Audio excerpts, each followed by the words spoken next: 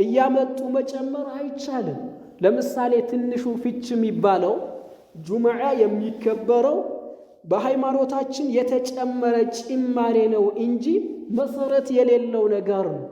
ጁሃላዎችና ጅህልና ቤት የሰራባቸው ሰዎች አለማወቅ የሚባለው በሽታ የተቆጣጠራቸው ሰዎች ዒዱል አብራር እያሉ ይጠሩታል።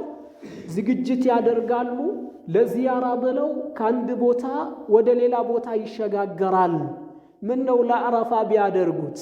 ምን ነው ለትልቁ ዒድ ባደረጉት?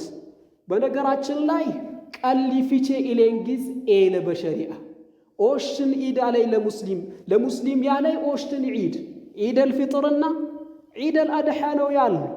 ጁምዓ ሳምንታዊ በዓላችን ነው። ከሸዋል በኋላ ወይም 6 ቀን ከተጾመ በኋላ የሚከበረው ትንሹ ፍች የሚባለው ነገር መሰረት የሌለው መሆኑን አውቀን ልንጠነቀቀው ይገባል። አልሐምዱሊላህ ታሟል፣ ሊሞት ነው፣ ትንሽ ነው የቀረው። ብዙ ለውጦች ይታያሉ። ብዙ ሰው እየተወው ነው ያለው። አንዳንድ ሰዎች ግን ተለክፈዋል። ግልጽ ነው። ያርዳሉ፣ ኢጎሮን ያከብሮን አቦት እንደተነዘይርናም ባሎን የዶን ማን ያበጠንኩሚ ማስረጃ ላይ መን ዓሚለ ዓመለን ለይሰ ዓለይህ አምሩና ፈሁወ ረድ የየትእዛዝ የለቢ ብል ያሸሰብ ቡኸደር እድግረ ገቢያን ቲብሉ የአላህ መልእክተኛ ሰለላሁ ዐለይሂ ወሰለም አዋለኮን ማንም ግስ ቲያሲ ማስረጃ ኢንዞት ያትኬሻል በሸሪያ መሰረት አለይ ወይስ ኤለይ ባሌኔ ታያንዚ ያሲጊዝ በሆነ አይደለም ተጠቃሚ ሊሆኒ ታላህ ሱብሓነሁ ወተዓላ ኤት ጥያቄ ኢቄራነኳ ወቀሰ ኢቄራኖክ ቻሎት ይነብርብናል።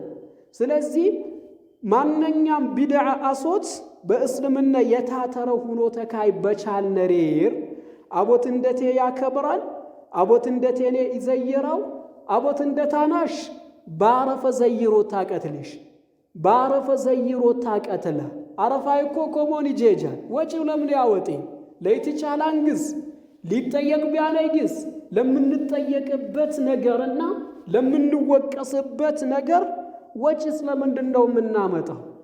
ስማችን የእስልምና ስም ሆኖ ሙስሊሞች ሆነን ሃይማኖታችን የኮነነውን አጀንዳና በሃይማኖታችን የተወገዘውን የተኮነነውን የጠለይ ግዝ ባሶት ለምን ግዝን እጠመድና ነይ ሁሉም ከቻሎ ተለቢ ቀሊ ፊቼ ኢልያነይ ግዝ በእስልምና የታተረን በእስልምና መሰረት ኤለይ ቢድዓንቲ ብሉ ዑለማም ቻይ አዋለኮን ሁሉም ከሊጠነቀቀ ይገባን።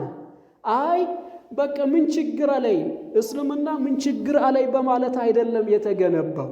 ምን ችግር አለው ምናምን ለማለት እኮ አንችልም። መሰረት የለውም ከተባለ የለውም ነው خلاص።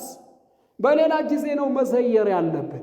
የተደነገገውን ትተን ስናበቃ ወዳልተደነገገው ለምንድን ነው የምንሄደው?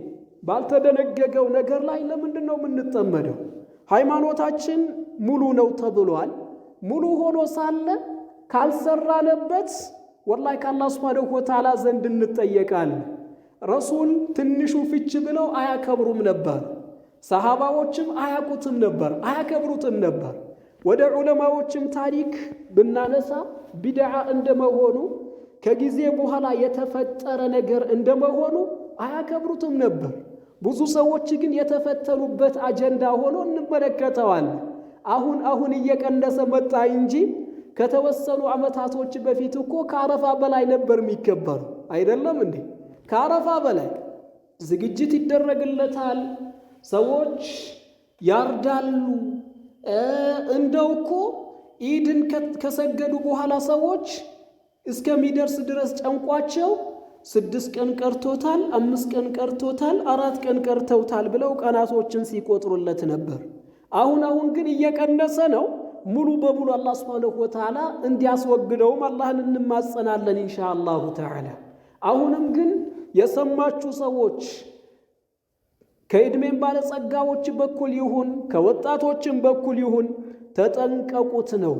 ምታደርጉ ከሆነ አማም አላህ